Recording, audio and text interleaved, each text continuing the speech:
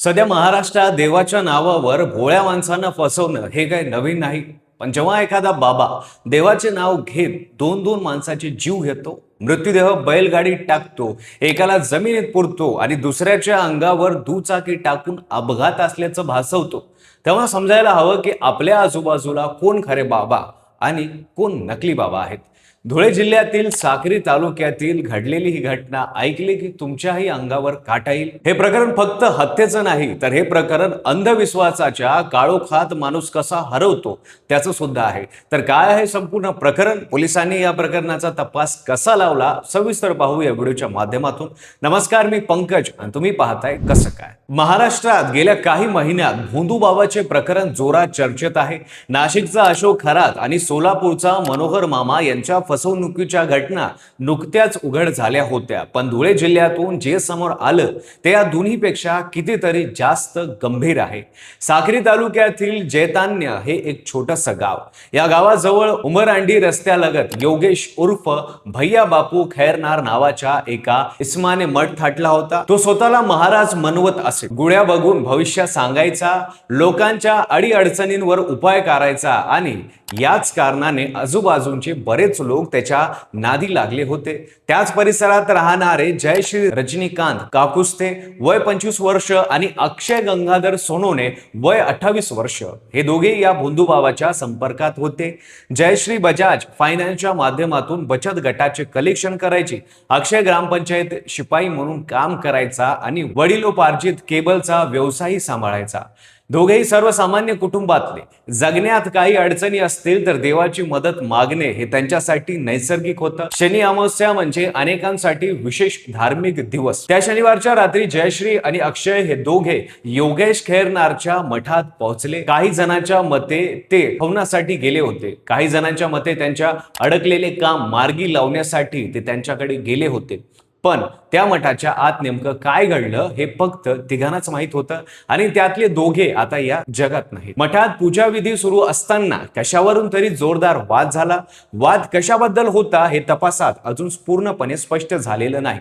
पण त्या वादाने क्षणार्धात हिंसाचाराचं रूप घेतलं. योगेश खैरनारने संतापाच्या भरात अक्षयच्या डोक्यात लोखंडी रॉडने जब्बर वार केला. अक्षय जागीच कोसळला. आता जयश्री एकटी होती. तिला काय घडतं हे कळायच्या आत योगेशने तिचाही गळा ओढणीने आवळला. काही मिनिटात मठाच्या आत दोन मृत्यूदेह पडले, पण बाहेर कोणाला थांग पत्ता नव्हता. आता त्या भोंदूबाबाला त्या मृत्यूदेहाची विल्हेवाट लावायची होती. त्याने आधी अक्षयचा मृत्यूदेह बैलगाडीत घालून मठाजवळच्या उभर शिवारात नेऊन जमिनीत पुरला. बैलगाडीतून घेऊन जाताना त्या बैलगाडीच्या चाकानेच निशाण जमिनीवर उमटले. पण त्या रात्री त्याला हे दिसलं नाही, किंवा दिसलं तरी त्यानं दुर्लक्ष केलं. जयश्रीच्या बाबतीत त्याने वेगळाच डाव आखला. मठात अक्षयची हत्या केल्यानंतर त्याने जयश्रीला आपल्या दुचाकीवर बसवलं. त्या रात्री निजामपूर परिसरातील रायपूर भडगाव रस्त्यावर नेलं. भडगाव टेंबे फाट्याजवळ एका शेताच्या कडेला तिचा मृत्यूदेह टाकला. वर तिच्यावर दुचाकी आडवी ठेवली जेणेकरून हा अपघात वाटावा. तोंड रुमालाने बांधलेले होतेच आणि त्या रुमालाचा रंग केसरी होता. शनिवारची सकाळ उजळली. भडगाव ठेंबे फाट्याजवळ जाणाऱ्या काही ग्रामस्थांना रस्त्याच्या कडेला एक दुचाकी आडवी दिसली. जवळ गेल्यावर त्यांना एक महिला खाली पडलेली दिसली. पहिल्या नजरेत अपघात वाटला, पण थोड्या वेळातच पोलीस आले आणि त्यांच्या लक्षात आलं की हे अपघाताचं दृश्य कोणीतरी तयार केलं आहे. कारण मृत्यू महिलेचं तोंड रुमालाने बांधलेलं होतं. पर्स आणि मोबाईल जागेवर होते. लुटीचा प्रश्न नव्हता, म्हणजे कारण दुसरंच होतं. निजामपूर पोलिसांनी फॉरेन्सिक टीम बोलवली. घटनास्थळाचा पंचनामा सुरू झाला आणि जेव्हा त्यांना तो एक केसरी रुमाल मिळाला, हा रुमाल नेमका कुठून आला असेल? पोलिसांनी श्वान पथकाला बोलवलं. त्या श्वानाने रुमाल हुंगला आणि एकाच दिशेने चालू लागला. माग काढत थेट जैतान येथील मठाकडे योगेश खैरनारच्या दारात पोहोचला. एका केसरी रुमालाने सगळ्यात मोठ्या खुनाचा माग काढला. पोलिसांनी त्याला ताब्यात घेतलं. सुरुवातीला तो उडवाउडवीचे उत्तर देत राहिला. त्यानं एक बनावट कथा रचली. जयश्रीला अक्षयच मारत होता, मी तिला वाचवायला गेलो, झपाटीत माझ्या हातून अक्षयचा जीव गेला, असं तो म्हणाला. पण पोलिसांनी जेव्हा चौकशी केली तेव्हा एक एक गोष्ट उघड झाली आणि अखेर त्याने कबूल केलं की दोन्ही हत्या त्यानंच केल्या. पोलिसांनी लगेच उभरंडी शिवारात जाऊन अक्षयचा मृतदेह जमिनीतून बाहेर काढला. बैलगाडीच्या चाकांचे निशाण पुरावे म्हणून जपले. दोन्ही मृतदेहांचे पोस्टमॉर्टम करण्यात आले. जयश्री काकुस्तेच्या काका संजय हिरे यांनी निजामपूर पोलीस ठाण्यात तक्रार दाखल केली. योगेश उर्फ भैया बापू खैरनार याला अटक करण्यात आली असून त्यांच्या विरोधात दुहेरी हत्येचा गुन्हा नोंदवण्यात आला आहे. तपास सध्या निजामपूर पोलीस आणि स्थानिक गुन्हे अन्वेषण विभाग संयुक्तपणे करत आहेत. या घटनेनं धुळे जिल्ह्यात मोठी खळबळ उडाली आहे. विशेष म्हणजे या जिल्ह्यात शिरपूरमध्ये याच्या आधी एक दिवस वेगळ्या दुहेरी हत्याकांडाची घटना घडली होती. त्यामुळे सलग 2 दिवस 2 ठिकाणी 2 वेगवेगळ्या दुहेरी हत्याकांडांच्या बातम्या संपूर्ण उत्तर महाराष्ट्र हादरला आहे. पोलिसांनी या दोन्ही प्रकरणात तत्परतेने कारवाई केली ही समाधानाची बाब आहे.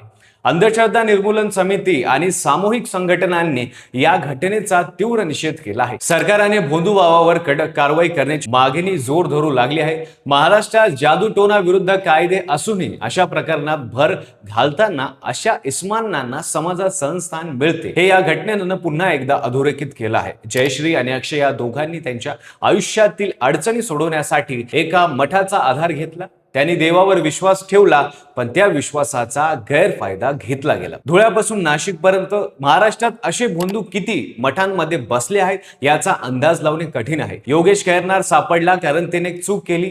एक केसरी रुमाल मागे सोडला, पण जे सापडत नाही त्याचं काय? जे आजही गावागावात महाराज म्हणून बसले आहेत त्यांच्या मठात कोण जात आहे आणि परत येत आहे का हे कुणाला माहित आहे का? देव खरा असतो, पण देवाच्या नावाने बसलेला प्रत्येक माणूस खरा नसतो. हे ओळखणं, हे शिकणं आणि हे आपल्या घरातल्या माणसांना सांगणं हे आज सगळ्यात मोठी गरज आहे.